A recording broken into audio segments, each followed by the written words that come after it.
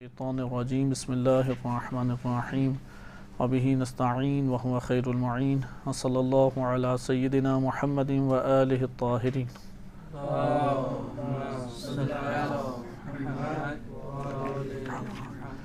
الکافی سے امام زمان علیہ الصلاۃ والسلام امام مہدی عجل اللہ تعالی فرجہ الشریف کے موضوع کے اوپر احادیث مبارکہ کا مطالعہ کر رہے تھے۔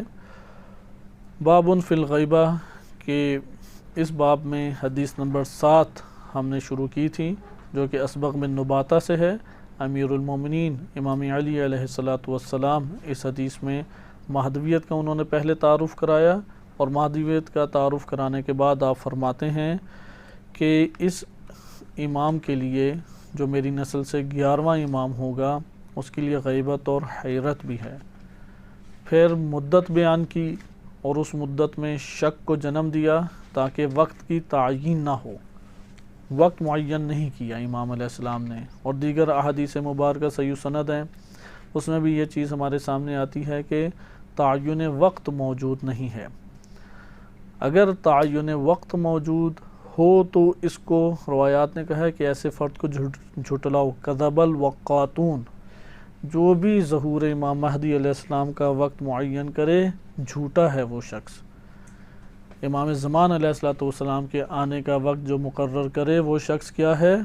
جھوٹا ہے۔ عموماً ہمارے معاشروں کے اندر اس موضوع کی جہالت کی وجہ سے لوگوں کو بے وقوف بنانے والے بہت سارے افراد ہیں، اور طرح طرح کے عجیب و غریب واقعات گھڑتے ہیں اور سیدھی نسبت دے دیں گے آیت اللہ بہجت کی طرف، یا سید بحر العلوم نے بیان کیا، اور جب آپ اختلاف کریں گے وہ کہیں گے اچھا آغا بہجت کو نہیں پتہ تھا، اصل میں اس نے واقعہ ہی غلط جوڑا ہے، انہوں نے تو کبھی یہ بیان نہیں کیا اس طرح کی باتیں، یا اس نے واقعہ خود غلط، یہ ہیں انٹرنیٹ واٹس ایپ واقعات، اس میں انہوں نے بیان کیا یا اچھا 2025 میں دیکھنا ظہور ہو جائے گا، 2000 فلاں میں ظہور ہو جائے گا، جھٹلانا چاہیے۔ اور پھر کہیں گے اگر بالفرض ان ہستیوں نے بھی کہا ہو تو ہم امام کی مانیں گے، کیونکہ امام علیہ السلام کی معتبر روایات ہیں، اور مکتب تشیع میں سب کا یہ نظریہ موجود ہے کہ ظہور امام علیہ السلام کا وقت معین نہیں کیا جا سکتا۔ اس لیے ایسے افراد کہ جو عوام کو من گھڑت داستانیں بنا کے بے وقوف بناتے ہیں، ان سے متنبہ عوام الناس کو کرنا چاہیے۔ مہدویت کا جو تعارف ہے وہ تعارف وظائف کے باب سے کرانا چاہیے، اسے ذہن نشین کریں۔ یہ بعض چھوٹے چھوٹے نکات ہیں لیکن موضوعات کو سمجھنے کے لیے اساسی نکات بن جاتے ہیں۔ مہدویت کا تعارف وہ وظائف کے ذریعے سے ہے۔ مہدویت ایک وظیفے کا نام ہے، مہدویت عیاشی کا نام نہیں ہے، مہدویت لذتوں کی زندگی کا نام نہیں ہے، مہدویت دنیا کو جنت بنانے کا نام نہیں ہے، کیونکہ ایک بہت بڑا توہم جو میڈیا نے انسانوں کی زندگیوں میں پیدا کر دیا ہے، اور وہ منظر انسان اپنی زندگی میں پھر ڈھونڈنا چاہتا ہے، اور وہ یہ ہے کہ دنیا جنت ہے۔ ماضی میں بھی یہ کوششیں ہوتی رہی، پتہ نہیں جمشید ہیں یا اس طرح سے کتنے بادشاہ گزرے ہیں جنہوں نے جنتیں بنائی تھیں، اور انہی جنتوں کو اپنی زندگی میں ویران ہوتے ہیں انہوں نے دیکھا۔ جنت نہیں ہے دنیا، یعنی اگر کوئی کہے کہ میں بڑی مشکلوں میں ہوں، کوئی نسخہ بتائیں مشکلیں حل ہو جائیں اور پھر کبھی مشکل نہ آئے، کیونکہ یہ تو کوشش کرنی چاہیے کہ مشکلیں حل ہو جائیں، لیکن دوسری بات ٹھیک نہیں ہے کبھی مشکل نہ آئے، کیونکہ دنیا جنت نہیں بنے گی، مشکل تو آئے گی، بلکہ وقت جیسے گزرے گا اور مزید مشکل بڑھ جائے گی۔ دنیا کبھی بھی جنت نہیں بنے گی۔ سکون کے لمحات ہیں تو پھر وہ بے سکونی میں تبدیل ہو جائیں گے، یہ دنیا کا نام ہے۔ زندگی ہے تو وہ موت میں تبدیل ہو جائے گی، اسی کو دنیا کہتے ہیں۔ صحت ہے تو وہ مرض میں تبدیل ہو جائے گا، اسی کو دنیا کہتے ہیں۔ عزت ہے تو ذلت کا سامنا کرنا ہی کرنا پڑے گا۔ دائمی دنیا کے اندر دنیاوی طور طریقوں والی عزت کسی کو میسر نہیں آتی، یہ ذہن نشین کر لینی چاہیے۔ کوئی کہے کہ اس کی کبھی توہین نہ ہو، کوئی یہ سوچے کہ اس کی ہر بات مانی جائے، کوئی ہمیشہ اسے محبت سے باتیں کرے، ایسا تو دنیا کے اندر کوئی اللہ تعالیٰ نے نہیں رکھا۔ انبیاء اور ائمہ علیہم السلام، قرآن کی واضح آیت ہے، کوئی نبی ایسا نہیں گزرا جسے اس کی قوم نے برا بھلا نہ کہا ہو، جھٹلایا نہ ہو، اور وہ تانے بھی بڑے ظالم قسم کے تانے دیتے تھے کہ انسان برداشت نہیں کر پاتا۔ مثلا نبی کو ہی کہتے تھے کافر ہے، اسی کو کافر رموشی کر کے نکال دیتے تھے علاقے سے، یا کہتے تھے ہمیں سمجھانے کی ضرورت نہیں ہے کہ تم ابھی جوان بھی صحیح طرح سے نہیں ہوئے، اور ہمیں تو لگتا ہے کہ ایک چھوٹے بچے جیسے تمہارے اندر سوچ پیدا ہے، ہمیں کہتے ہو کہ ہم پیسہ نہ کمائیں، کیونکہ شعیب علیہ السلام کہتے تھے کہ ناپ تول میں کمی بیشی نہ کرو، وہ کہتے تھے اچھا کاروبار نہ کریں پھر ہم، یہ کیسے بچگانہ باتیں تم کر رہے ہو، کہ لگتا ہے کوئی عاقل بندے نہیں ہو، چھوٹے بچے ہو کہ اصلاً تم ہمیں تجارت اور کاروبار کرنے نہیں دیتے۔ وہ کہتے تھے یہ کاروبار نہیں ہے۔ اسی طریقے سے بعض کو کہتے تھے سفیہ، یعنی احمق اور بیوقوف ہے جسے نفع نقصان کا پتہ ہی نہیں ہے۔ سورہ ہود میں اس طرح سے مختلف انبیاء علیہ السلام کے واقعات ہیں۔ لہذا خلاصہ کلام یہ وہ موضوع، مثلا کوئی دنیا کی زندگی کو سمجھنا چاہے لیکن اس کی موت پہ نگاہ نہ ہو، اس کی مرض پہ نگاہ نہ ہو، اس کی محتاجی پہ نگاہ نہ ہو، اس کی ذلت جو سامنے آتی ہے اس پہ نگاہ نہ ہو، وہ جو زحمتیں اور مشقتیں کاٹنے پڑتی ہے دنیا کی زندگی کو لینے پہ اس میں نگاہ نہ ہو، ان چیزوں کو چھوڑ کے دنیا کا تعارف چاہے تو اسے کہو کہ پھر تم خود غلطی دنیا کو سمجھنے میں کر رہے ہو۔ مثلا کوئی کاروبار شروع کرے اور نقصان کا سوچے ہی نہ، مجھے بتائیں کہ جب نقصان ہوگا تو اسے ہارٹ اٹیک ہونا چاہیے یا نہیں؟ وہ تو اس کے اوپر آئے گی، مصیبت آئے گی اسے کو۔ جب تم نے کاروبار شروع کیا تمہیں کیسے پتہ ہے کہ مستقبل کیا ہے تمہارا؟ بازار تمہارے ہاتھ میں ہے، کوئی مارکیٹ تمہارے ہاتھ میں ہے، نفع نقصان تمہارے کوئی ہاتھ میں ہے۔ یہ جو بلائیں آتی ہیں دنیا بھر میں، طوفان، زلزلے، امراض، وبائیں، یہ تمہارے ہاتھ میں کوئی ہیں؟ کیسے تم یہ سمجھتے ہو کہ تمہیں کوئی نقصان نہیں ہو سکتا؟ بس آپ نے ملاحظہ کیا جس طرح ادھر زندگانی دنیا کو سمجھنے میں خطا کر رہے ہیں، اسی طریقے سے مہدویت کے سمجھنے میں بھی خطائیں کرتے ہیں لوگ۔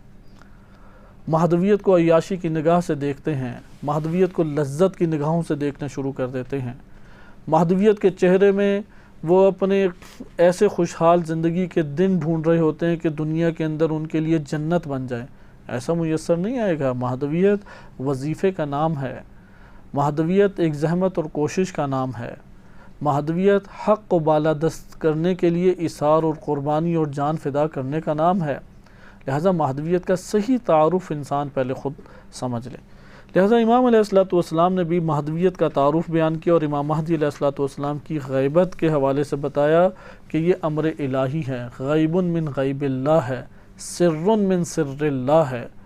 جس طرح سے حضرت موسیٰ علیہ السلام کو تعویل بعد میں پتہ لگی، اسی طریقے سے جب غیبت کا دور ختم ہو جائے گا اس کی حقیقت اور تعویل تب ہمارے سامنے آئے گی۔ قرآن کریم میں سورہ کہف میں حضرت موسیٰ علیہ السلام کا واقعہ وارد ہوا ہے، اور اس واقعے کو توجہ سے ہمیں پڑھنا بھی چاہیے۔ دلچسپ واقعہ ہے۔ واقعے میں محکم متشابہات دونوں چیزیں ہیں، بعض متشابہات ہیں اور بعض اس میں محکمات ہیں۔ اس واقعے کے اندر آپ اس چیز کو ملاحظہ کریں گے، موسیٰ علیہ السلام ہیں، ان کی ایک عبد پاکیزہ شخص سے ملاقات ہوتی ہے۔ روایات نے بیان کیا وہ جناب خضر علیہ السلام تھے۔ انہوں نے کہا میں آپ سے جو علمتا، جو آپ کو تعلیم دی گئی ہے حق بات، میں اس میں آپ کی اتباع کرنا چاہتا ہوں۔ انہوں نے کہا اگر تم اتباع کرو گے میرے پیچھے چلو، یعنی میرے ساتھ چلو، لیکن خود مجھ سے سوال نہیں کرنا، میں خود تمہیں یہ بات بیان کروں گا۔ صحیح ہے کہ احدث لکم، میں تمہارے لیے خود اس مطلب کو بیان کروں گا، اس سے پہلے تم نے سوال نہیں کرنا۔ انہوں نے کہا ٹھیک ہے، سوال نہیں کروں گا۔ چلے گئے۔ اب موسیٰ علیہ السلام جا رہے ہیں، کوئی مسئلہ ہی نہیں ہے، اتباع کر رہے ہیں، اولی العزم پیغمبر اتباع کر رہے ہیں۔ کشتی میں بیٹھے، اب کشتی میں بیٹھے، کشتی میں دیگر لوگ اور مسافر بھی تھے۔ وہ جب کنارے پہ پہنچنے لگی تھی اس سے پہلے اس میں سوراخ کرنا شروع کر لیا۔ انہیں بڑا تعجب ہوا کہ ایک عاقل انسان یہ کام کر سکتا ہے۔ کہا تم سب کو ڈبونا چاہتے ہو؟ پھر کہا کہ تم نے تو کہا تھا کہ سوال نہیں کرو گے، تو ہمارا تو سفر ختم ہو گیا، تم نہیں صبر کر سکے۔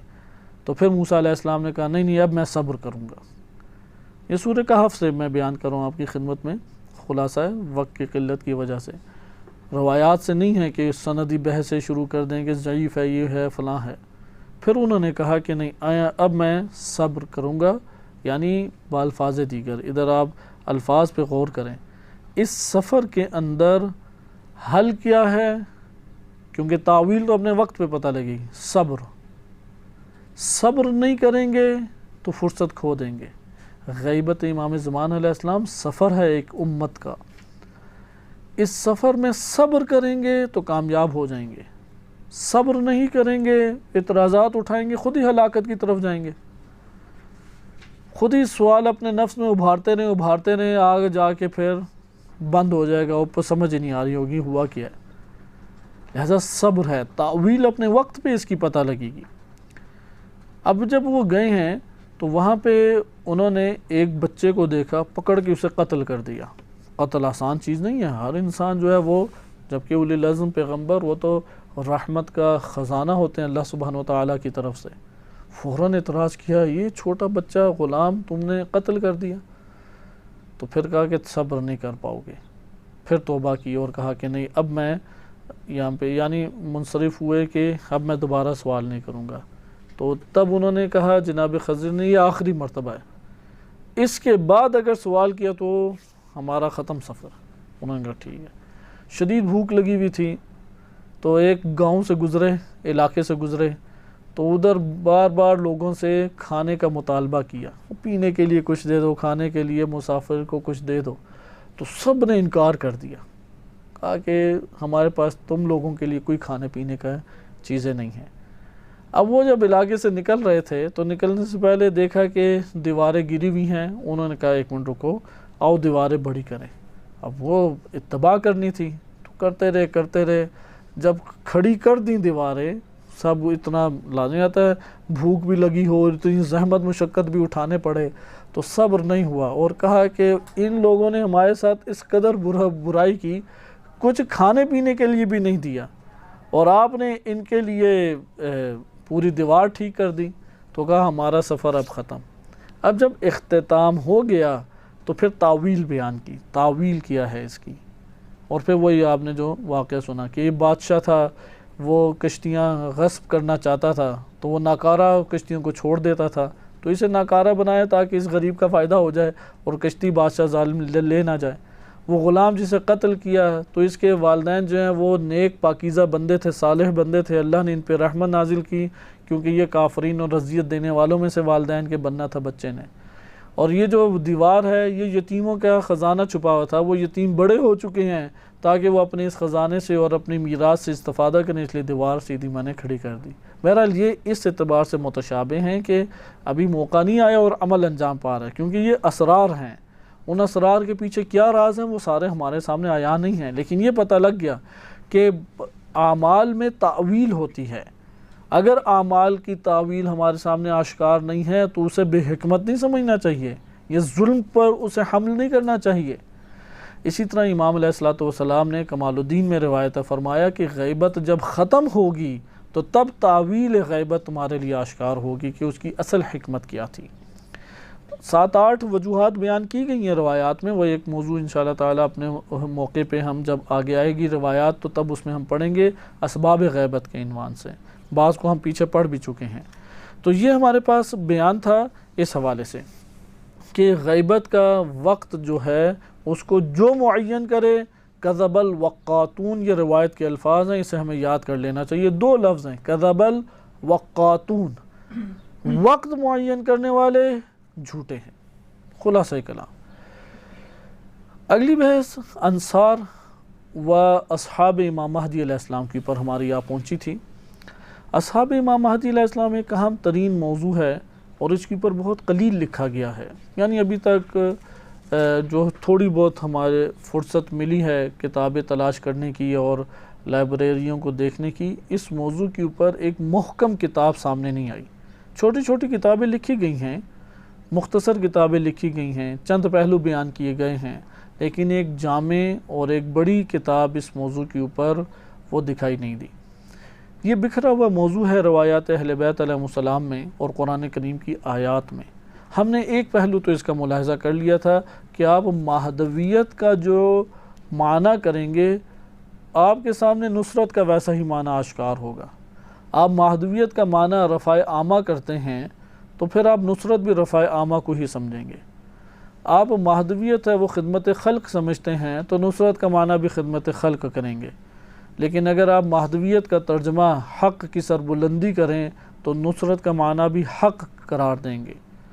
جہاں پر ظلم ہے اس کی نفی کریں گے اور جہاں پر جس کا حق ہے اسے دیں گے۔ مثلا مظلوم کی کیوں مدد کی جائے؟ کیونکہ حق بنتا ہے۔ فقیر کی کیوں مدد کی جائے؟ کیونکہ حق بنتا ہے۔ فلاں شخص کی کیوں مدد کی جائے؟ کیونکہ حق بنتا ہے۔ تو حق پیدا ہونے کی وجہ سے آپ یہ اعمال انجام دے رہے ہیں، یہ مہدویت کی یہ نصرت، یعنی نصرت بہت آشکار ہمارے لیے ہو جائے گی۔ کوئی مبہم معنی نہیں رہے گا ہمارے لیے کہ یار میں کیسے کروں نصرت امام زمان علیہ السلام۔ مثلا جہالت اندھیرا ہے اور علم کیا ہے؟ نور اور روشنی ہے۔ اب نور کو حق پہنچتا ہے کہ وہ جلوہ گر ہو یا جہالت کی تاریکیاں پھیلنی چاہیے؟ کس کو حق پہنچتا ہے؟ یقیناً نور کو۔ جب آپ یہ بات سمجھ جائیں گے تو مجھے بتائیں، علم کی روشنی کو پھیلانا پوری کی پوری دنیا میں یا اپنی استطاعت کی حد تک علم سے مالا مال اور منور اپنے وجود کو کرنا، یہ مہدویت کہلائے گی یا نہیں؟ کیونکہ حق ہے، جہالت باطل ہے، باطل کے لشکروں میں شمار ہوتا ہے۔ آپ جائزہ حق اور باطل سے لینا شروع ہو جائیں، آپ مہدویت سے تعلق پیدا کرنا شروع کر دیں گے۔ حکومتوں میں اسی طرح آ جائیں، اجتماعی معاشروں میں اسی اعتبار سے آ جائیں۔ فلاں حکومت کیوں قبول نہیں ہے؟ کیونکہ بادشاہ ظالم ہے، کیونکہ حکمران ظالم ہے۔ ظلم سے تعلق وہ مہدویت سے فرار ہے، وہ مہدویت کا دشمن ہونا ہے۔ کسی نظام کا، مشرکانہ نظام کا ہونا، اس سے کیوں دشمنی ہے؟ کیونکہ باطل ہے۔ اب کوئی مشرکانہ نظاموں کو قبول بھی دل سے کرتا ہو اور امام مہدی علیہ السلام کی دعائیں بھی کرتا ہو، مجھے بتائیں یہ ٹکراؤ آپس میں ہے یا نہیں؟ یعنی زبان سے تم مہدویت کہتے ہو اور مہدویت پہ عمل سے چھری پھیرتے ہو، یعنی تمہارے دو ہاتھ ہیں یا دو زبانیں ہیں۔ ایک ہاتھ سے تم ظالم کی مدد کر کے اس کو تقویت دے رہے ہو، تو یہ جو تمہارا ہاتھ ہے اس سے دوسرے ہاتھ کا بھی پتہ لگ جاتا ہے، وہ ہے مہدویت کو تم قتل کر رہے ہو، اسے دور کر رہے ہو۔ ایسا ہو نہیں سکتا کہ کوئی ظالم سے تعلق جوڑے اور مہدویت سے دور نہ ہو۔ اس لیے اصحاب امام مہدی علیہ السلام میں مرکزی ترین جو پہلو ہے وہ یہی ہے کہ آپ نے مہدویت کا معنی کیا کیا کہ گزشتہ درس تفصیلی طور پہ اسی موضوع پر تھا، اور ہم اس نتیجے پہ پہنچے کیونکہ مہدویت کا تعارف پہلے کرا چکے ہیں۔ آیات اور روایات کے باب سے ہم نے مہدویت کا تعارف تین چیزوں میں پڑھی، یعنی یہ تین اساس اور بنیاد ہیں۔ یہ تین چیزیں مہدویت کی اصل اساس اور بنیاد ہیں، بقیہ سب چیزیں جنبی ہیں۔ مثلا امنیت ہو جائے گی ان تین کے برپا ہونے کی وجہ سے، مثلا کوئی فقیر نہیں رہے گا ان تین کے برپا ہونے کی وجہ سے، مثلا وہاں پہ کوئی امیر یا طاقتور زیادتی نہیں کرے گا ان تین امور کے محکم اور غالب ہونے کی وجہ سے۔ وہ تین امر کیا ہیں؟ پہلا امر ہے جاء الحق وزہق الباطل ان الباطل کان زہوقا۔ یہ آیت کریمہ اور اس کے ذیل میں مکتب اہل بیت علیہ السلام میں روایات آئی ہیں کہ حق سے مراد دولت امام زمان علیہ السلام ہے۔ امام مہدی علیہ السلام، اہل سنت اس کے ذیل میں روایات نہیں لاتے، لیکن خود اس مطلب کی عملی تطبیقی تفسیر وہ بھی یہی کرتے ہیں کہ جب امام مہدی علیہ السلام آ جائیں گے تو دنیا میں عدل و انصاف قائم ہو جائے گا۔ اور اس آیت کا سب سے اتم و اکمل مصداق کون ہے؟ وہ امام مہدی علیہ السلام ہے۔ لہذا کوئی ہم سے مہدویت کا معنی پوچھے، ہم کہیں گے جاء الحق وزہق الباطل۔ دوسرا کیا ہے؟ غلبہ دین، کہ اللہ سبحانہ وتعالیٰ نے کیوں انبیاء کو بھیجا؟ هو الذی ارسل رسولہ بالہدی ودین الحق، صحیح؟ هو الذی ارسل رسولہ بالہدی ودین الحق لیظہرہ علی الدین کلہ ولو کرہ المشرکون۔ اللہ نے بالہدی ودین الحق، ہدایت اور دین حق کے ساتھ کیوں بھیجا اللہ نے رسول کو؟ هو الذی ارسل رسولہ، اللہ نے اپنے رسول کو بھیجا۔ سورہ صف میں ہے، سورہ توبہ میں ہے، سورہ فتح میں غالباً ہے، تین جگہوں پہ یہ آیت ہے۔ هو الذی ارسل رسولہ بالہدی ودین الحق، یہ دین اسلام، دین حق اللہ نے کیوں بھیجا؟ ہدایت دے کے کیوں بھیجا؟ لِيُظْهِرَهُ عَلَى الدِّينِ كُلِّهِ، تاکہ تمام ادیان کے اوپر اسے غالب کر دے۔ وَلَوْ كَرِهَ الْمُشْرِكُونَ، مشرکین تو نفرت کرتے رہیں گے اس عمل سے، ہمیں ان مشرکین کی کوئی پرواہ نہیں ہے، چاہے وہ مسلمان بن کے نفرت کریں، جیسے آج کے دور میں مولویوں سے اور اسلام کے نعرے سے بڑی بعض افراد کو نفرت ہے۔ شیعوں میں بھی ایسے افراد ہیں، سنیوں میں بھی ایسے افراد ہیں۔ وَلَوْ كَرِهَ الْمُشْرِكُونَ، ان کے دل مشرکانہ، اندر سے دل مشرکانہ ہیں، تو یہ جتنی بھی نفرت کر لیں اللہ کو ان کی پرواہ نہیں ہے۔ بس دین کا غلبہ کیا ہے؟ وہ بھی دین حق اور ہدایت کا غلبہ، کسی فرقے کی حکومت نہیں۔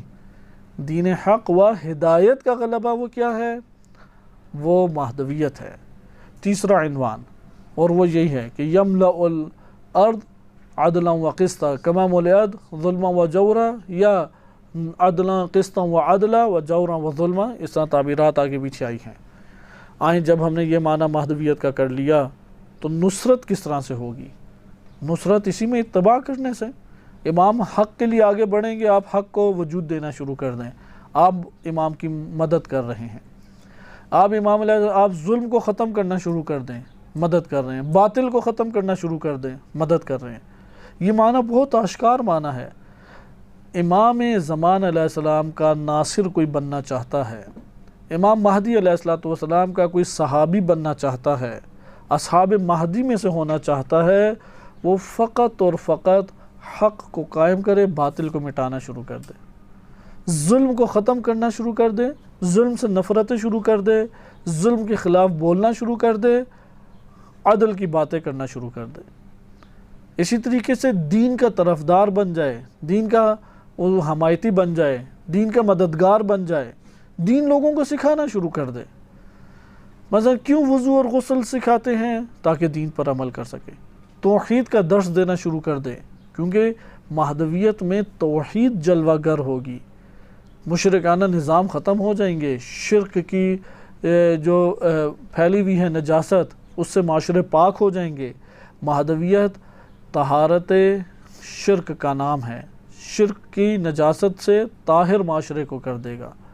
جس طرح ہوتا ہے نا کہ طہارت بعض چیزوں کی فلاں لباس طاہر کر دیا، طہارت لباس، بعض اوقات ضرورت ہوتی ہے طہارت مکان، بعض اوقات ضرورت ہوتی ہے طہارت قلب، قلب کو پاک ہے، ایک دفعہ ضرورت ہوتی ہے طہارت معاشرہ، معاشرے کو طاہر کرنا، یہ مہدویت کا کام ہے۔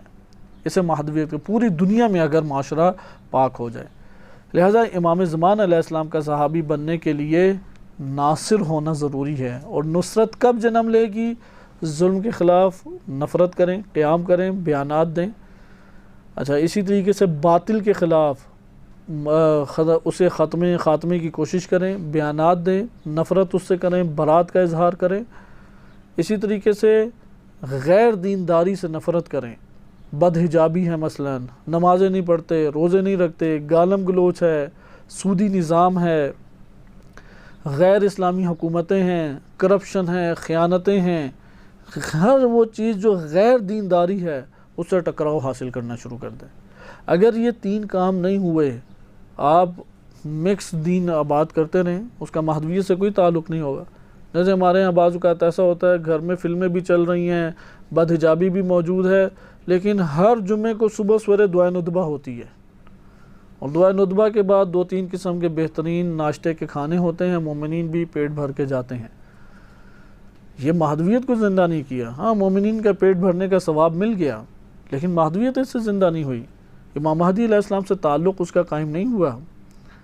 یا بعض اوقات ہمیں دکھائی دیتا ہے کہ اپنی زندگی میں کمائی کرتے ہوئے تو حلال حرام کی کوئی فکر نہیں ہے، ظلم و ستم بھی کر جائے گا، حق بھی غصب کر جائے گا، ممکن ہے سودی کاروبار بھی کرتا ہو، سود سے کماتا بھی ہو، اور پھر امام مہدی علیہ السلام کے لیے بڑے عاجزانہ اور محبت آمیز اس کے جملات بھی ہوں۔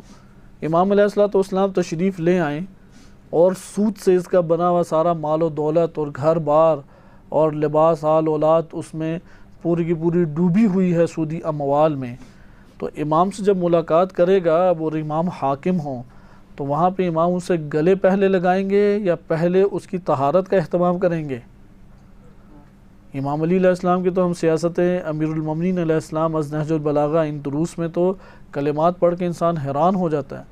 لَأَشُدَّنَّ عَلَيْهِ شِدَّةً کہ میں تجھے ایک ایسی مار ماروں گا کہ جس سے تو ثقیل الظہر بوجھل پیٹھ والا ہو جائے گا، ذلیل الامر کہ غریب اور فقیر بن کے تو رہ جائے گا، ذلیل و خوار ہو جائے گا، یہ مال سارا پلٹا دے جو تیرا مال نہیں ہے۔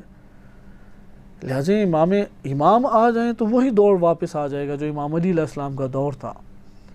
یہ سارے امام کے چاہنے والے ہی تھے کہ جو بعد میں بھاگ کے پھر گئے معاویہ کے پاس، کیونکہ امام کے عدل کی تاب نہیں لا سکے، عدل امیر المومنین علیہ السلام کی تاب نہیں لا سکے۔ اشعث بن قیس کیوں جانا چاہ رہا تھا؟ آذربائیجان کا گورنر تھا، کیوں جانا چاہ رہا ہے معاویہ کے پاس؟ حساب کتاب مانگ لیا۔ امام علی علیہ السلام نے کہا کہ حساب کتاب لے کے میرے پاس حاضر ہو جاؤ۔ اب وہ فرار کے چکروں میں ہے کیونکہ خوب مال سمیٹا ہوا تھا۔ زیاد بن نبی کا یہ تھا، خراج کے مسائل میں، ٹیکسز کے مسائل میں مسلمانوں کا مال خیانت سے اس نے لے لیا، اب امام نے سارا واپس کرایا اسے۔ اسی طرح مسقلہ بن حبیرہ ہے، مال لے کے فرار کر گیا، معاویہ کے پاس پہنچ گیا۔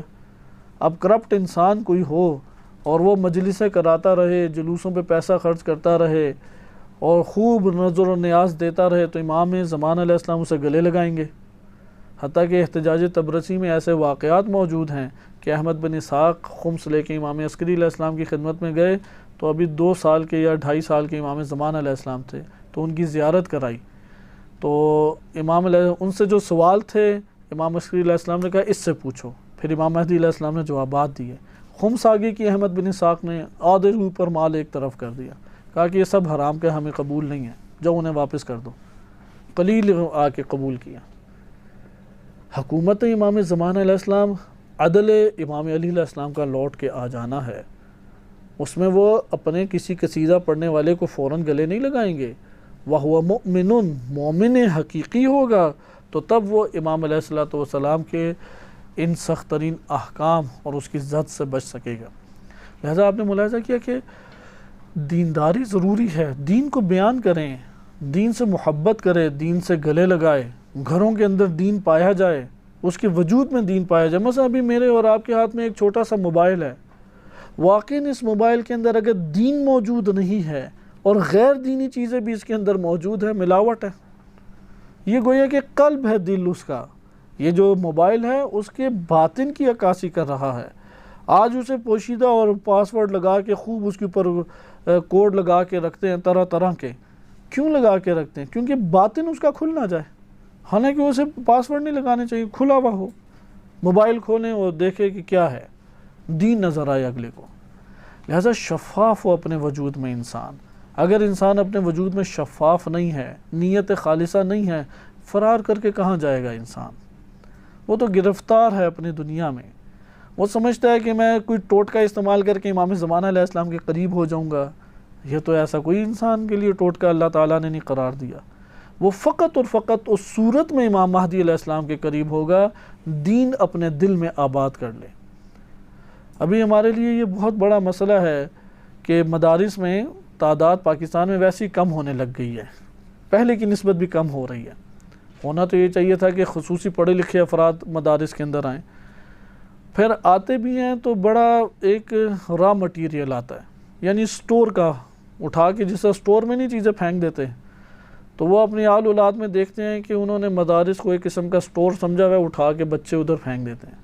وہ اس سے کیا کریں؟ وہ بندے وہ پڑھیں پڑھائیں، سمجھ ہی نہیں آتی انہیں، گزر بسر مشکل سے ہوتا ہے۔ آج آ کے نیت غیر خالصہ لے کے پل بڑھ جاتے ہیں اور اپنی روزی روٹی کا اور پیٹ کا شکم کا بندوبست کر کے وقت گزارتے ہیں۔ اوورآل اہل سنت میں اس طرح کی صورت ہمیں زیادہ دکھائی دیتی ہے، کیونکہ ان کا دائرہ کار حلقہ مدارس وہ بہت طویل اور بڑا ہے۔ اب یہاں پہ دین، واقعاً جو دیندار ہے وہ علم دین سے، امام کی باتوں سے محبت کرے گا۔ یہ بڑی تعجب اور بات ہے، ایک تجربہ ہم کر بھی چکے ہیں۔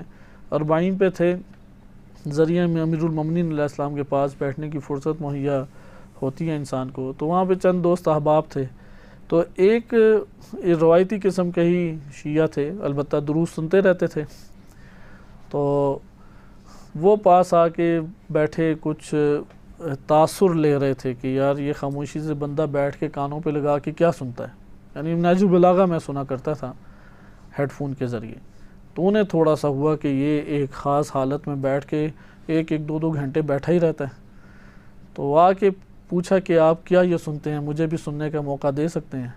تو میں نے کہا کہ میں صاحب زری کو ہی سنتا ہوں، امیر المومنین علیہ الصلوۃ والسلام آج ہوتے تو میں نے سوچا کہ جو کیا مجھ سے کلام فرماتے وہ، تو میں ابھی ان کا کلام سنوں، گویا کہ میں ان کی بارگاہ میں اور ان کے محضر میں حاضر ہوں، تو وہ میں بیٹھ کے اسے سنتا رہتا ہوں اور اس طرح محسوس کرتا ہوں کہ امیر المومنین علیہ السلام مجھ سے مخاطب اور مجھ سے کلام فرما رہے ہیں۔ تو آپ نے سننا تو سنیں، تو اس نے بھی سننے کی خواہش کی تو لے لیے ہیڈ فون۔ تو مجھے اندازہ تھا زیادہ دیر نہیں سن سکے گا، کیونکہ امام کو اپنی سناتے ہیں، امام کی سننے کی کبھی زندگی میں ریاضت ہی نہیں کی، تو لیکن میری توقع سے بھی پہلے انہوں نے کان سے ہیڈ فون ہٹا دیے۔ میں سوچ رہا تھا 4-5 منٹ چلے گا، 2 منٹ کے بعد کہا کہ بس ہم اتنا ہی سن سکتے تھے، اٹھ کے چلے گئے۔ یعنی آج امام زمانہ علیہ السلام، امیر المومنین علیہ السلام آ جائیں اور ہمیں علم دینا چاہیں، علم لینے والے نہیں ہیں بندے، وہ توحید کہ جس کو آج پڑھنے سے بوریت ہوتی ہے، امام تو اس سے بالاتر توحید بیان کرتے ہیں، وہ کیسے اسے سنے گا؟ مجھے کہتا ہے میں محبت امام کے لیے کرتا ہوں۔ پھر بعض اوقات انسان سوچتا ہے کہ نہیں ہے، میں کام بہت سارے دیگر کر سکتا ہوں، چلو ٹھیک ہے علم میں نہیں لیکن کام کر سکتا ہوں۔ اصل سے پوچھے کیا آپ کام کر سکتے ہیں؟ وہ کام بتائیں کہ جو اس راہ میں ہے، آپ حق کی سربلندی میں کیا کریں گے؟ اب سوچنے بیٹھ جائے گا میں کیا کروں، آج آ کے آخر میں وہی رہے گا کہ جس طرح ہم یہ منظر بعض اوقات دیکھتے ہیں، وہ حلیم پوری رات بن رہی ہوتی ہے، سائڈ پہ بندے پاس بیٹھے گپ شپ لگا رہے ہوتے ہیں، پھر کھا کے چلے جاتے ہیں۔ آخری کام تو یہ رہ جاتا ہے، اور تو کوئی کام نہیں ہے زندگی کا۔ اگر وہ کام کر سکتا ہے تو خدمت خلق کرتا دکھائی دیتا، وہ دین کے لیے جان مارتا دکھائی دیتا، کوئی اس سے مسجد سے محبت ہوتی ہے جو گھر ہے اللہ تعالیٰ کا، جہاں تذکرہ امام زمانہ علیہ السلام کا ہوتا ہے وہاں پہ وہ حاضر ہوتا، ادھر سے بھی غائب ہے، مسجدوں سے بھی غائب ہے، مومنین کی صفوں سے بھی غائب ہے، محاذوں سے بھی غائب ہے، کون سا کام اس نے کرنا ہے؟ اس کے لیے ایک چھوٹا سا پیغام بھیجنا تو مصیبت کا سبب بن جاتا ہے۔ ایک چھوٹا سا پیغام امام علیہ السلام کی روایت کا، امام علیہ السلام کے متعلق 5 پوائنٹس اس کے لیے لکھے نہیں جاتے، وہ یہ سوچتا ہے کہ میں کوئی کام کروں گا، وہ کیسے کام کرے گا؟ لہٰذا اس سے ہمیں یہ بات پتہ لگتا ہے کہ اصل میں نقص یہ ہے کہ اس کے اندر دین موجود نہیں ہے، وہ ملاوٹ رکھتا ہے۔ اصحاب امام زمانہ علیہ السلام بننے کے لیے دیندار ہونا ضروری ہے، حقیقی معنی میں دیندار، ظاہری معنی میں دیندار نہیں، یعنی ظاہری لیبل طالب علم، لیبل مومن، لیبل شیعہ، یا یہ لیبل لگا دیا مجتہد اعظم، یا فلاں لیبل لگا دیا انجمن یا تنظیم کا صدر، ان لیبل سے تو کچھ نہیں ہوگا۔ اصل چیز اس میں کیا ہے؟ قلبی طور پہ دین ہو اس کے اندر، وہ جھک جائے جہاں پہ دین کا کام ہو، وہ سب سے نرم زمین دکھائی دے جہاں پہ دین کا کام ہے۔ مثلا آپ کو اپنی شخصیت کے اندر جائزہ لیں، بعض جگہوں پہ بڑی نرم زمین محسوس ہوتی ہے، یہ آپ مشاہدہ کر سکتے ہیں، کیونکہ یہ چھوٹے چھوٹے مشاہدے ہیں، بہت فہم پیدا کر دیتے ہیں مسائل کو سمجھنے کے لیے۔ آپ بعض اوقات دیکھتے ہوں گے یار بعض ایسے کام ہیں آپ کا نفس فوراً ہی راضی ہو جاتا ہے۔ مثلا اگر کہا جائے کہ پکنک منانے ہم جائیں گے، سیر و تفریح کے لیے جائیں گے، آپ دیکھیں گے فوراً ہی نفس آمادہ ہو جاتا ہے، وہ جانے کے لیے بھی تیار ہے، محنت کے لیے بھی تیار ہے، پیسہ دینے کے لیے بھی تیار ہے، ادھر سوال بھی کرے گا اچھا آپ کب جائیں گے ہم، ادھر انتظار بھی کرے گا۔ آپ کہانی الٹ کر دیں، آپ کہیں گے درس کے لیے انشاءاللہ تعالی ہم جائیں گے اور 2 گھنٹے درس ہوگا، اب یہاں پہ ساری مصیبتیں آنا شروع ہو جائیں گی۔ عوام الناس کو تو بہت بڑے پیمانے پہ مصیبت آ جاتی ہے، 2 گھنٹے درس سننا ہے یار، وہ کہتے ہیں 3 منٹ ہے تو ٹھیک ہے، آج کل تو مولانا حضرات بھی اس کے قائل ہو گئے ہیں 3 منٹ کا کلپ۔ واقعاً اگر 3 منٹ سے دین آ سکتا ہوتا نا تو سورہ بقرہ نازل نہیں ہونی چاہیے تھی، سورہ آل عمران، سورۃ النساء، یہ صورتیں نہیں ہونی چاہیے تھیں۔ 3 منٹ کے کلپ سے آپ کو دین آ جائے، ٹھیک ہے ایک نو ضرورت پوری کر دیتے ہیں، یا 5 منٹ میں 2 نمازیں، اتنی تیز تیز نماز پڑھے پتہ ہی نہیں لگتا سبحان اللہ کب کہا تھا، اللہ اکبر کب کہا تھا، اور نماز ختم، نمازی کہلائیں۔ شارٹ دین جو ہے وہ دین اسلام میں دین نہیں ہے، دیندار نہیں ہے، دین سے محبت نہیں ہے۔ سیر و تفریح کے لیے 8 گھنٹے اور درس کے لیے مصیبت، جیسے پاؤں میں بیڑیاں پڑ جائیں، حلق کے اندر وہ کوئی ان کے سانسیں انسان کی دب جائیں، اور جیسا قید خانے میں انسان کو بٹھا دیا ہو۔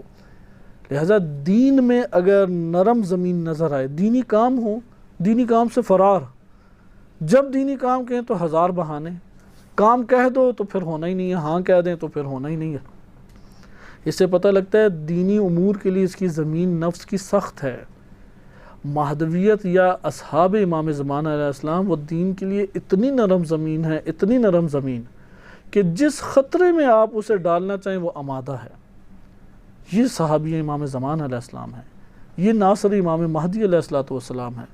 یہی امام علی علیہ السلام کے لیے مشکل تھی۔ نہج البلاغہ آپ اٹھا کے دیکھیں، کیونکہ امام علی علیہ السلام واحد امام ہے جنہیں 5 سال حکومت کا موقع ملا، اور اس حکومت کے موقع سے ہمیں پتہ لگ جاتا ہے کہ معاشرہ کیسا ہے۔ آج بھی ہمارا معاشرہ ویسا ہی ہے۔ تو اس وقت بھی بہت زیادہ امام کی تعریفیں کرنے والے، مثلا اشعث بن قیس اس قدر امام کے لیے حمایتی ہوتا تھا کہ کوئی یہ کہہ دے کہ امام علیہ السلام پہ چھوٹا سا بھی فکرہ بھی نہیں کہا، وہ گردن میں تلوار رکھ دیتا تھا کہ کچھ بولے تو گردن اڑا دوں گا میں تمہاری۔ امام نے جب حساب کتاب مانگا تو وہ معاویہ کے پاس جانے کے لیے تیار ہو گیا۔ قاتلین میں سے امام علی علیہ السلام کے اشعث بن قیس، یعنی اس کا ہاتھ ہے پیچھے ابن ملجم کے بھیجنے میں اور اس کی آمادگی میں۔ اس سے آپ اندازہ لگائیں کہ جو اندر سے دین کے لیے نرم زمین نہیں کرتا وہ پھر دشمن کے ہاتھوں میں استعمال ہوتا ہے۔ اس لیے اندر کی زمین بہت نرم رکھیں، اور یہ واقعاً ایسے مناظر آپ کو ملتے ہیں جب آپ دین کی دنیا میں، یعنی ایسا نہیں ہے کہ سب کے دل سخت ہوں۔ ہم نے تبلیغات میں دیکھا مشکل جگہوں پہ ہوتے ہیں، بعض دوستان ہیں انہیں کہا کہ وہاں پہ جا کے تبلیغ کرنی، انہوں نے کہا ٹھیک ہے چشم۔ ان سے واقعاً انسان کا دل خوش ہو جاتا ہے۔ دے تو ہم کچھ نہیں سکتے، اللہ تعالیٰ کی ذات ہی اجر دے گی، لیکن اس نے عزت ایک مقام اپنے لیے پایا۔ ایک کہتا ہے کہ فلاں خدمت خلق کرنی ہے، کہتے چشم جائیں گے۔ سارے کے سارے ادھر ادھر بیٹھے ہیں، چوری چھپے کام کر رہے ہیں، لیکن وہ بندہ لگا ہے دھوپ میں کام کر رہا ہے مسلسل، سب دیکھ رہے ہیں، اسے بلایا جاتا ہے کہ آغا واپس آ جائیں۔ یہ ایک نرم زمین ہے۔ اسی طریقے سے کہا جاتا ہے آغا صاحب درس کے لیے آمادہ ہوں، تبلیغ کے لیے آمادہ ہوں، پہنچیں اس جگہ پہ۔ وہ نہیں کہتا پیسے نہیں ہیں، وہ نہیں کہتا فلاں نہیں ہے، ہچکچاتا ہے کہ میں کوئی مطالبہ کروں۔ یہ دین اس کی وجود اس کے اندر سے نرم ہے۔ اس کے مددگار واقعاً اللہ اور اس کا رسول اور اس کے امام ہوتے ہیں۔ یہ الطاف عالیہ ہیں اس کے اوپر امام زمان علیہ السلام کے، یعنی جس کو دنیا چھوڑ کے چلی جاتی ہے امام علیہ السلام اس کا دامن پکڑ لیتے ہیں۔ لیکن جس نے اپنی زمین نفس کی وہ سخت رکھی اور خواب دیکھے کہ میں امام مہدی علیہ السلام کا صحابی بنوں گا، اور کرنے کی عمر تو یہی تھی جوانی کی، اس کے بعد تو ہے ہی نہیں، عمر ہی نہیں ہے۔ وہ چاہے گا کہ میں کنسنٹریشن پیدا کروں، کیونکہ یہ بعض ہمارے بزرگ ہیں ان کے ساتھ خدمت کا موقع ملا تو تب یہ بات پتہ لگی، یعنی خاندان کے بزرگ، ان کی اصل مشکل یہ تھی کہ وہ مثلا بیٹھے ہیں کہ میں کتاب پہ کام کروں، وہ کنسنٹریشن ہی نہیں پیدا کر پا رہے۔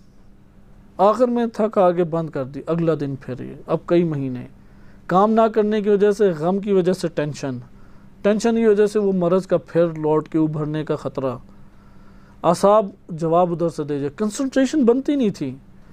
جیسے آپ کبھی ٹینشن میں آئے ہو نہ، پڑھنے کی کوشش کریں، کنسنٹریشن آپ کی نہیں بنے گی۔ لہذا اس وقت یہ منظر دیکھ کے پتہ لگا جو کچھ کرنا ہے زندگی فرصت کا نام ہے، زندگی کا مترادف ایک کلمہ ہے، وہ ہے فرصت۔ اس وقت کر دیا تو کر دیا بس، اس کے بعد نہیں ہوتا یہ کام، اس کے بعد کر نہیں سکتے آپ، اس کے بعد موقع نہیں آگا۔ سیکھنا ہے تو ابھی سیکھ لیا، بس سیکھ لیا، اس کے بعد کوئی سیکھنے کا موقع نہیں ہے۔ اعصاب جواب دے جائیں گے، ہمت جواب دے جائے گا، اصلاً ذہن ہی نہیں چلے گا، کنسنٹریشن ہی نہیں ہو سکے گی آپ کی، ارتکاز کی قوت انسان سے یہ جو بڑھاپا یہ چھین لیتا ہے۔ تو یہ اصحاب امام مہدی علیہ السلام کا دوسرا نقطہ، کیونکہ ہماری خواہش ہے کہ ہم اس موضوع کو جزوی طور پہ زیادہ نہ پھیلائیں، لیکن وہ اساسی نکات پڑھ لیں۔ ہم نے گزشتہ درس میں اساسی مرکزی نقطہ پڑھا، نصرت اس وقت جنم لے سکتی ہے جب مہدویت کا معنی آپ کریں، وَإِلَّا نہیں جنم لے سکتی۔ آج ہم نے دوسرا نقطہ یہ پڑھا کہ انسان اپنے قلب کے اندر حق سے وابستہ پہلے ہوگا، اپنے قلب میں دین سے وابستہ ہوگا، دین سے دل کے اندر وابستہ نہیں ہے، جو مرضی ڈرامے کرتا رہے اس کے اثرات ختم ہو جائیں گے، بالآخر لشکر امام علی علیہ السلام سے نکل کے لشکر معاویہ کا حصہ بن جائے گا۔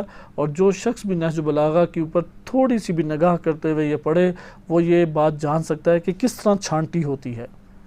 یعنی امام نے اس کو بیت المال کا والی اور گورنر بنایا، امین بنایا، وہ خیانت کرنے کی وجہ سے، یعنی دین اندر نہ ہونے کی وجہ سے وہ لشکر معاویہ میں جا پہنچا۔ وہ شخص جو امام علیہ السلام کے لیے انتہائی جذباتی تھا، لوگوں کو گھر گھر جا کے امام کا قائل کیا کرتا تھا، صرف دینداری نہ ہونے کی وجہ سے وہ معاویہ کا جا کے حصہ بن گیا۔ لہذا اندر کی زمین کو دین کے لیے پیش کر دیں، اندر کی زمین کو دین کے لیے حاضر کر دیں، یہ شخص جو ہے وہ مہدویت سے مربوط ہوگا۔ اسی طرح سے قلبی طور پہ عدل کو برپا کریں، اپنے زندگی کا اوڑھنا بچھوڑنا ہم عدل کو بنا لیں، ظلم سے نفرت کریں۔ انسان کی زندگی میں بہت مواقع آتے ہیں اس طرح کے فیصلوں کے، خصوصاً جو گھرانہ آباد کرتا ہے، بیوی بچوں کے اوپر حاکم ہوتا ہے مرد، خصوصاً زوجہ کے اوپر۔ دیکھیں زوجہ سے کیا، کیونکہ زوجہ اللہ سبحانہ وتعالیٰ نے ایک ایسی نعمت دی ہے جو خدمت کر کے اپنی جنت بناتی ہے اور انسان کو صبر پہ مجبور کرا کے مرد کی جنت بنواتی ہے۔ وہ اتنا انسان کے لیے مسائل کھڑے کرتی ہے، وہ بھی زبان کے ذریعے، کہ مرد کو یقین ہوتا ہے میں جنتی ہوں اگر ظلم نہ کیا۔ وہاں پہ عدل کی نوبت آتی ہے انسان کے لیے، اس لیے اس نے اگر عدل کو برپا کیا اس جگہ پہ، گھرانے سے شروع ہوتا ہے، بچوں کے ساتھ، بیوی کے ساتھ، جابر اور صدام بن کے ہر حکم اپنا منوانا یہ ظلم ہے، ہر الٹا سیدھا اس سے کہنا منوانا، اپنے مطابق چلانا۔ حتیٰ کہ روایات میں یہ وارد ہوا ہے مومن وہ ہے جو اہل و عیال کے شہوت پہ کھاتا ہے، کھانے کی اشتہا ہوتی ہے اندر، تو ہمارے بھی لذیذ کھانے ہر انسان کے ہوتے ہیں اپنی من پسند، لیکن مومن وہ نہیں ہوتا جو گھر میں اپنی مرضی کے کھانے بنوائے۔ مومن وہ ہوتا ہے کہ جو اپنے بیوی بچوں کے مزاج کے مطابق کھانے بنوائے۔ مشورہ دے سکتے ہیں، عیب نہیں ہے، کہیں بھوکے ہی نہ رہ جائیں، لیکن یہ بھی نہیں ہے کہ جبر کر کے بنوائیں۔ نہیں، میں نے یہ کہا بعض ایسے ہیں کہ تھوڑا نمک مرچ اوپر ہوا، یہ پلیٹ اٹھا کے پھینکی کہ کھانا ہی نہیں ابھی تک بنانا آتا، یہ وہ فلاں، یہ ظالم انسان ہے۔ لہذا آپ نے ملاحظہ کیا کہ عدل، حق، دین، اس کا معیار ہر انسان تجربہ کر سکتا ہے، کیونکہ ریاست گھرانہ ہے، اگر وہ بھی نہیں ہے تو ریاست جسم حتماً موجود ہے۔ یہ جسم انسان کے سب کے ہاتھ میں اور سب کے کنٹرول میں ہے۔ یہ دوسرا صحابی امام زمان علیہ السلام بننے کے لیے دوسری اہم شرط یہ ہے کہ وہ مہدویت سے قلب کا تعلق قائم کرے، ظاہر کا تعلق نہیں۔ ہم نے پہلے پڑھا مہدویت سے تعلق جوڑنے کے لیے خود مہدویت کا معنی اس کے لیے آشکار ہونا چاہیے، تب وہ ناصر بن سکے گا۔ مہدویت کا معنی آشکار نہیں ہے، کوئی نصرت نہیں جنم لے گی اس سے۔ نمبر 2، اس کے لیے قلبی تعلق مہدویت سے پیدا ہونا ضروری ہے، ورنہ کوئی نصرت جنم نہیں لے گی۔ انشاءاللہ تعالی ہم اگلے درس میں قرآن کریم میں ہم وارد ہو جائیں گے، کیونکہ امام علی علیہ السلام نے اس روایت مبارک میں خیار و ہادہ الامہ کہا ہے۔ امام مہدی علیہ السلام کے مددگار اور اصحاب کو کیا کہا ہے؟ اس امت کے چنے ہوئے افراد۔ یہ چنے ہوئے افراد یہ تا قیامت جاری رہیں گے۔ ہر زمانے میں ایسے افراد کو مہلت حاصل ہے، وہ اپنے آپ کو ایسا واقعن بنا سکتا ہے۔ یعنی ممکن ہے علمی رشد اور ذہن ہر ایک کا نہیں چلتا، لیکن جسم تو اللہ نے دیا ہے، خدمت خلق کی تو قوت اللہ تعالیٰ نے دی ہے۔ آپ ضرور یہ دفاع مقدس کے شہداء کے داستانوں کو پڑھیں، بہت مہم ہیں۔ یہ جو دفاع مقدس میں شہید ہوئے ہیں، جیسے شہید ابراہیم ہیں، یا اسی طریقے سے دیگر شہید ہیں، مصطفیٰ چمران ہیں، یا دیگر شہداء، آپ ان میں ایک نقطہ مشترکہ طور پہ دیکھیں گے، وہ ہے انتہائی خدمت کا جذبہ۔ اس کو واقعاً پیدا کریں، خدمت کے جذبے کو ہم دوسروں کے لیے مدد کریں، ہم دوسروں کے لیے خادم بنیں، ہم دوسروں کے لیے زحمت اٹھائیں۔ اس سے انسان اپنے دل میں دین کی سرزمین نرم کرتا ہے اور اللہ کی الطاف اور اس کی عنایات کی راہ اپنے وجود کے اندر ہموار کر لیتا ہے۔ باقی انشاءاللہ تعالی اگلے درس میں ملاحظہ کریں گے۔ صلی اللہ علیہ سیدنا محمد وآلہ طاہرین۔